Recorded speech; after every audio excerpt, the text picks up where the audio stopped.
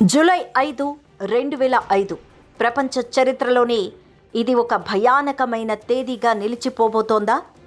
ఆ రోజు సునామీ వచ్చి వేల లక్షలాది మంది ప్రాణాలు కోల్పోబోతున్నారా?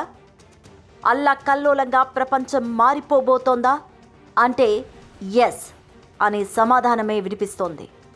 బాబా వంగా జాతకం ప్రకారం ఇదే నిజమని చాలామంది నమ్ముతున్నారు. బాబా వంగా రీసెంట్గా చెప్పిన జ్యోతిష్యం ఇప్పుడు ప్రపంచ దేశాలకు వణుకు పుట్టిస్తోంది. బాబా వంగా ఈ పేరు వినని వారు చాలా తక్కువ మందే ఉంటారు. ఈ మధ్యకాలంలో ఈ పేరు మరింత పాపులారిటీ సంపాదించుకుంది. బల్గేరియాకు చెందిన బాబా వంగా చిన్న వయసులోనే ప్రమాదవశాత్తు కంటి చూపును కోల్పోయారు. ఆ తర్వాత ఆమె తన జ్ఞాన దృష్టితో భవిష్యత్తులో జరగబోయే అనేక సంఘటనలు చూడగలుగుతున్నారు అని చాలా మంది నమ్ముతూ ఉన్నారు.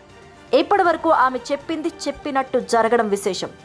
న్యూయార్క్ ట్విన్ టవర్స్ పై ఉగ్ర దాడి, యూరోపియన్ యూనియన్ నుంచి బ్రిటన్ నిష్క్రమణ, రష్యా ఉక్రెయిన్ యుద్ధం, రీసెంట్గా జరిగిన ఫ్లైట్ క్రాష్ యాక్సిడెంట్, ఇలా అనేక విషయాలు ముందుగానే ఆమె చెప్పింది చెప్పినట్టే జరిగాయి.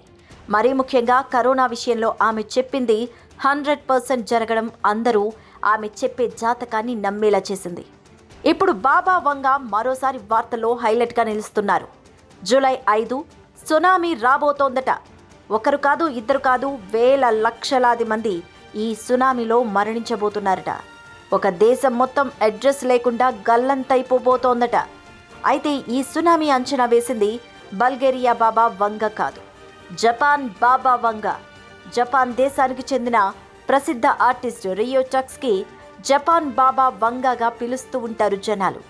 ఈ జపాన్ బాబా వంగా కామిక్ పుస్తకం ది ఫ్యూచర్ ఐ సాలో జూలై 5, 2025న జపాన్లో భారీ సునామీ రాబోతోంది అంటూ రాసుకొచ్చారు.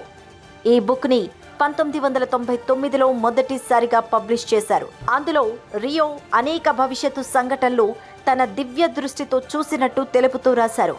ఇక ప్రారంభంలో ఈమెకి పెద్దగా పాపులారిటీ లేకపోయినా ఆ తర్వాత ఆమె చెప్పిన విషయాలు, ఆమె రాసుకున్న కొన్ని డేట్స్ నిజం కావడంతో బాగా పాపులారిటీ సంపాదించుకున్నారు. ఇక ఆ పుస్తకంలో 2025 జూలైలో ఒక విపత్తు రాబోతోంది అంటూ జపాన్, ఫిలిప్పీన్స్ దేశాల మధ్య సముద్ర గర్భంలో చీలిక ఏర్పడుతుంది అంటూ ఆ ప్రళయ ఘోష కారణంగా ఒక దేశం మొత్తం మ్యాప్లో లేకుండా పోతుంది అంటూ రాసుకొచ్చారు. ఇప్పుడు ఇదే విషయాన్ని జనాలు ఎక్కువగా మాట్లాడుకోవడం మొదలుపెట్టారు. నిజంగానే జపాన్ బాబా వంగా రాసినట్టు నిజమైతే నెక్స్ట్ పరిస్థితి ఏంటి అంటూ జనాలు మాట్లాడుకుంటున్నారు. మరి కొంతమంది జపాన్ టూర్ని కూడా వాయిదా వేసేసుకుంటున్నారు. ఇప్పటికే ఫ్లైట్ టికెట్లు, జపాన్కి టూర్ కోసం ప్యాకేజీలు బుక్ చేసుకున్న చాలా మంది వాటిని క్యాన్సిల్ చేసేసుకుంటున్నారు. ఈస్టర్ సెలవుల కోసం జపాన్కు రావాల్సిన బుకింగ్స్లో 50% తగ్గినట్టు కూడా జపాన్ గవర్నమెంట్ ప్రకటించింది.